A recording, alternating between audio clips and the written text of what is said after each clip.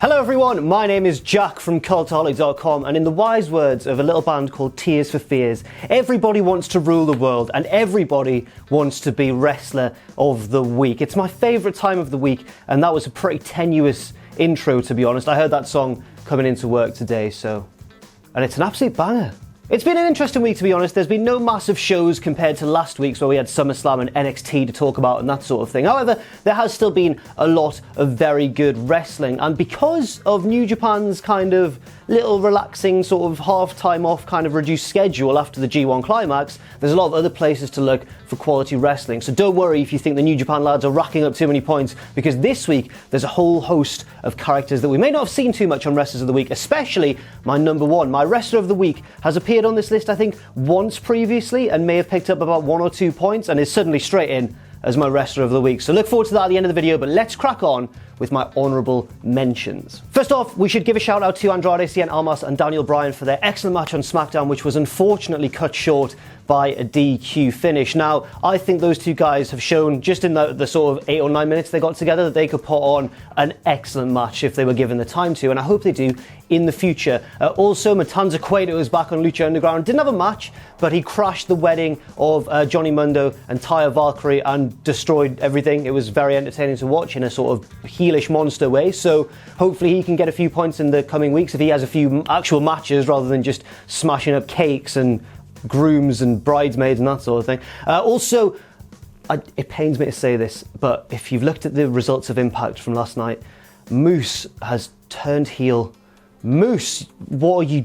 We believed in you, Moose. We all believed in you. Also, Progress had their most recent chapter show. I think it was chapter 75. I've heard very good things about the show, but unfortunately that hasn't yet gone out on demand, so it will have to be taken into account when it eventually does go out, probably sometime next week, or at least I hope so. But without any further ado, let's get straight into it with my number 10 from this week, picking up 1 point, Tessa Blanchard. It was a very eventful week on Impact, to be honest, last night, and one of the big happenings, not to sound too much like Gorilla Monsoon, but one of the biggest happenings was that Tessa Blanchard is the new Impact Wrestling Knockouts champion. She won the belt in a triple threat match, although I don't think she actually pinned the reigning champion Su Yung. I think she pinned the third woman in the match, Ali. So she is the new champion, and I think it's a pretty good decision. Tessa is one of the most promising up-and-coming women in the entire world of wrestling, and I think maybe it's cut Su Young's title reign just a little bit short, considering she's a big character person. She's one of the biggest Undertaker-esque gimmick characters in Impact, but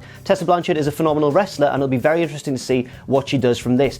She would have got more points, but the match wasn't that good compared to some other matches we've seen this week, but it was still entertaining, to be honest, and there was still a big title change for the fans to enjoy, and it was probably the second biggest thing that happened on Impact, apart from Moose turning heel. Moose, what have you done? I need to give you a call and make sure you're all right, mate. Number 9 is, for my money, the most underrated wrestler in the world, or at least was the most underrated wrestler in the world, because people are starting to realize just how good he is. A lot of people have already, sang his praises for a long time, but now I think his appeal is really starting to broaden, and that man is Phoenix. Phoenix had, again, we're talking about an Impact match. Impact have had a killer week this week. Impact saw a match between Phoenix and Brian Cage for the X Division Championship, and although he came up short, Phoenix demonstrated some wonderful agility and athleticism, all the things we already know about him that are wonderful and make him an excellent wrestler. I really want to see Phoenix in the future, spread his wings and maybe go...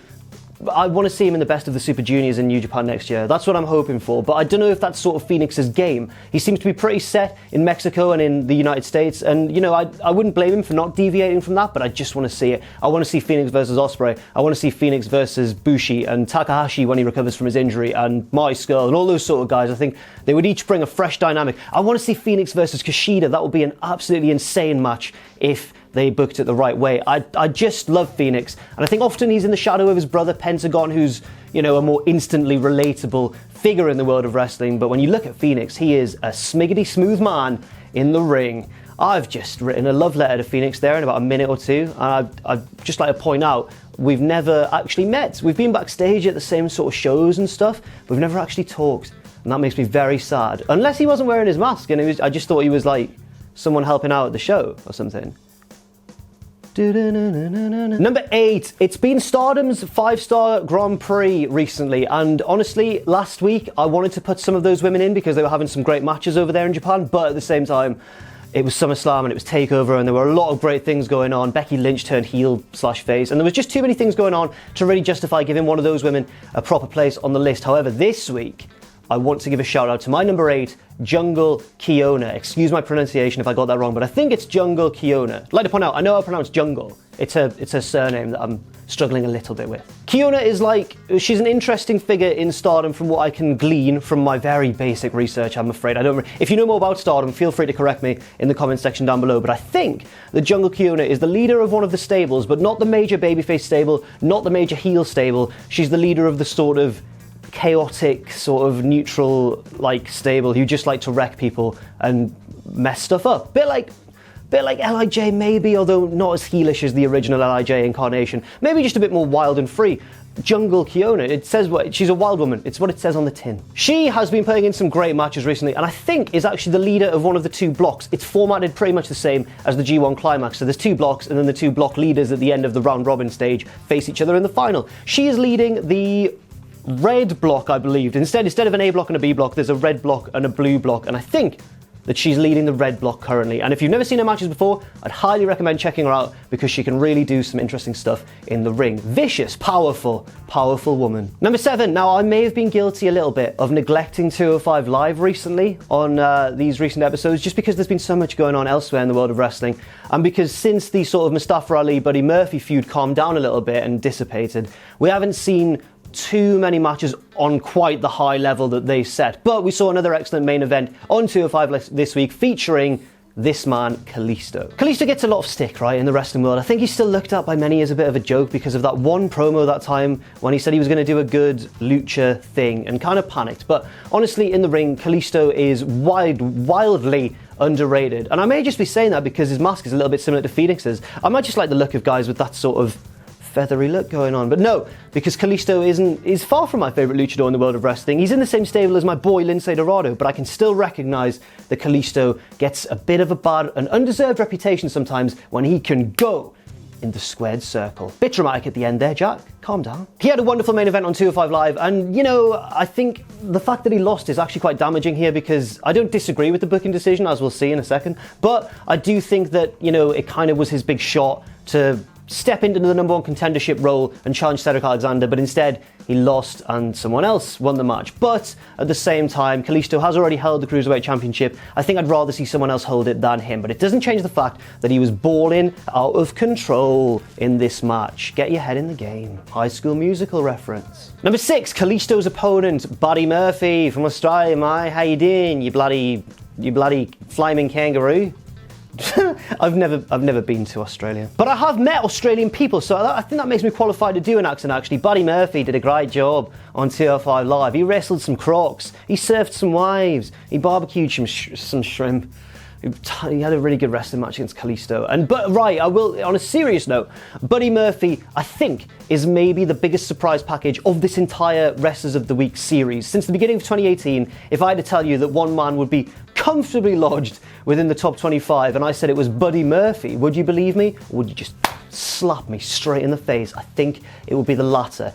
A lot of people do that to me anyway, without the other hypothetical option, but I'm still confident that you wouldn't expect Buddy Murphy to be in this position right now. I'm hoping, to be honest, that this leads to a title shot for Buddy Murphy and a Cruiserweight Championship reign. I think that his performances throughout 2018 have really deserved a title reign, and I hope he gets it. And also, he had a massive win on Up Up Down Down this week, defeating Jey Uso in a shocking upset to become the new, Up Up Down Down UFC champion or something.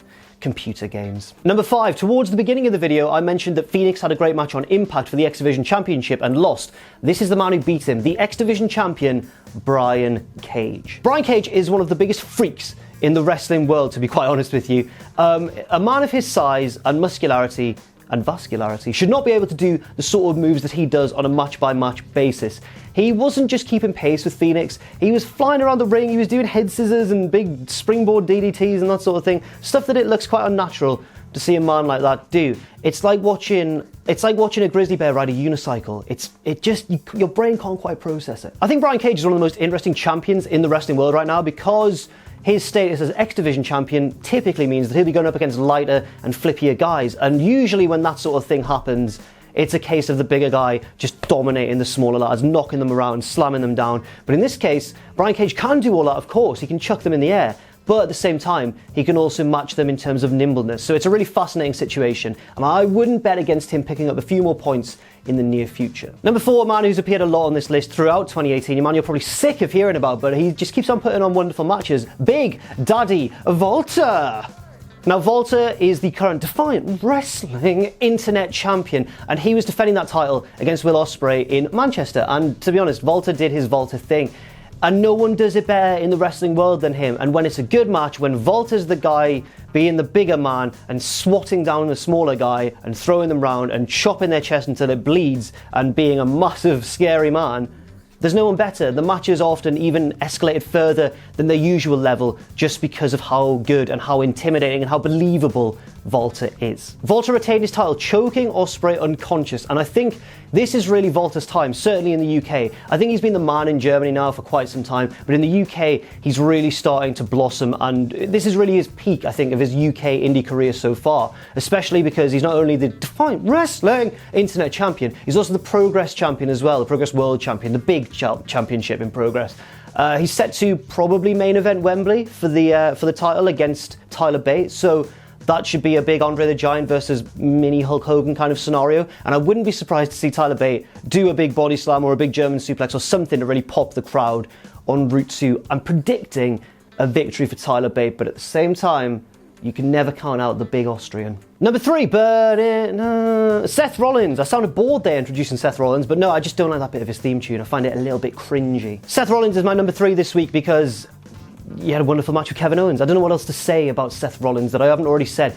Since I started working in the sort of online wrestling, writing about wrestling, presenting about wrestling, since I started working in this line of work, Rollins has been my favourite WWE superstar, like hands down. In 2015 when I started, I loved his heel run and his snickering and his I'm the champion. It was great.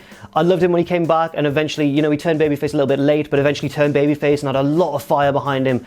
I just think he's quality, and I'm so glad to see that now, even though everyone knew about how excellent he was, I'm glad to see that that's reflected in WWE's booking of him with lengthy Intercontinental title reigns, excellent like time slots on Raw to put on wonderful matches, that sort of thing. And I'm hoping that at some point down the line he becomes Universal Champion because he deserves it fully. I think he's one of the best in WWE, one of the best in the world, and I'm getting quite emotional. It breaks my heart to not see him hold that big red belt. Number 2, calm your passions immediately. He has not been on this list for weeks and weeks and weeks, but he's so good that sometimes he just crops up and seizes a whole hatful of points because he's just one of the best wrestlers in the world. It's Will Ospreay. Ospreay had that match against Walter, and it was an astonishing babyface performance in Defiant Wrestling. In fact, I'd go as far as to say this is probably one of the best matches in Defiant Wrestling history, because Ospreay, when he's a babyface against a bigger guy, there are a few people better at it in the world. He was bleeding by the end, his chest looked horrible, he was pulling out crazy moves, and they weren't moves that he was pulling out without selling properly throughout the match or that sort of thing. He was just doing that New Japan thing of finding some fire from somewhere and pulling it out, but then it takes a toll on him. And eventually he did lose the match, which makes a lot of sense. But there were 2 spots I want to talk about. At one point, Walter was in the front row. Ospreay ran across the ring, leapt onto the top rope, and did not just a standard sort of dive to the outside onto him, a proper full-on frog splash, sort of slash high fly flow crossbody type thing. It was insane. I was scared for everyone in the front row, but he landed straight on Walter. Pretty big target to hit, in fairness. And they carried on the match from there. Later on, Walter was chopping him and chopping him. At one point, chopped him so hard that Ospreay bumped, but it wasn't a bump. It was like a bump straight back into a nip-up, and he kicked Walter's head off. It was amazing. And, you know, I know that he's top of this list, and I know that everyone thinks it's a guarantee that he's going to win Wrestlers of the Week, but it's not. There's about sort of 17 weeks of the year left. Someone could win feasibly all of the, well, not feasibly, someone could, you know, in theory, win every single week and then pick up 170 points and just trounce everyone else. It could happen. Don't think about the likelihood of it. It could. And finally, number 1, and my Wrestler of the Week, and a first-time Wrestler of the Week as well, which is confusing because he's one of my favourite wrestlers, genuinely. And I thought he'd be doing a lot better this year, and it's more a reflection of how he's been utilised rather than his actual in-ring talent and his promo skills and everything, because he's a true all-rounder and a true great, Kevin Owens. KO, I don't know what's going to happen next, but I'm excited to see what it is, because if you don't know, he had this excellent match with Seth Rollins on Raw for the Intercontinental Championship, actually lost the match after pouring his heart out in this match. He was hitting stunners, he was hitting turnaround moonsault things off the top, and Rollins still beat him, and you could see the emotion of Kevin Owens was amazing. You could see it was as if like the life had been sucked out of him. He was like, I've lost again. It brought back memories of the whole being fired from SmackDown, desperately finding some way on Monday Night Raw, and then his whole saga since then being decimated by Strowman at every turn, and now losing to Rollins despite putting in the best performance we've seen from Owens in a long time, and he looked like, I've given my all, and I've still lost. I can't believe it. And then came the moment after the match where Rollins had left going, yeah, I'm still the Intercontinental Champion, burn it, no. And then Owens was left in the ring, sat on his own, picked up a mic, and without any fanfare and without any delivery really, but it was brilliant because of that. He just went, I quit, dropped the mic, walked out. Since then, Owens' Pro Wrestling Tees shop has been brought back online, or Kevin Steen, I guess, not Kevin Owens, his indie name, and also they've moved him, I think, to the alumni section of the WWE website. I think I saw that somewhere online. So they're really, if he hasn't actually quit, they're really playing up this whole he's walked out of the company angle, and I'm getting little CM Punk butterflies. I'm thinking he's going to come back, he's going to be a rebel, I'm going to love it. But as we know, sometimes storylines just don't pan out the way we want them to. And as much as I want this to be Owens' rise to becoming the biggest star in WWE or whatever, it might not, pan out exactly that way. I'm hoping, though, that it's a positive step in his career, and I'm hoping it does lead to something very good for Kevin Owens, because he definitely deserves it. And regardless, even if it doesn't pan out well for him, he can take solace in the fact that he is my Wrestler of the Week. The more important thing, the more important accolade, obviously. So let's take a look at that league table. Will Ospreay is the first wrestler to break 100 points, but can still very much be caught. I actually think Omega is the most likely to catch him right now in number 3, but in theory, anyone could. There's still almost 20 weeks of the year left. Volta jumps ahead of Takahashi, who is obviously sadly injured for the rest of 2018. Rollins is up into 11th place after a great performance on Raw. Buddy Murphy, another great match on 205 Live, up into 14th, the biggest surprise package, I think, of this entire series so far. But how will things change next week after All In, which features huge matches from the likes of Omega, Pentagon, Okada, Skull, Cody? It's all up in the air, guys. So that's it for my Wrestlers of the Week. Congratulations to Kevin Owens. Congratulations to everybody on this week's Top 10. My name has been Jack from Cultaholic.com. You can follow me, you cheeky devil, on Twitter at JackTheJobber. You can follow all of us at Cultaholic, and you can check out our Patreon if you want as well, patreon.com/Cultaholic. And never, ever forget, of course, to hit subscribe and to join us.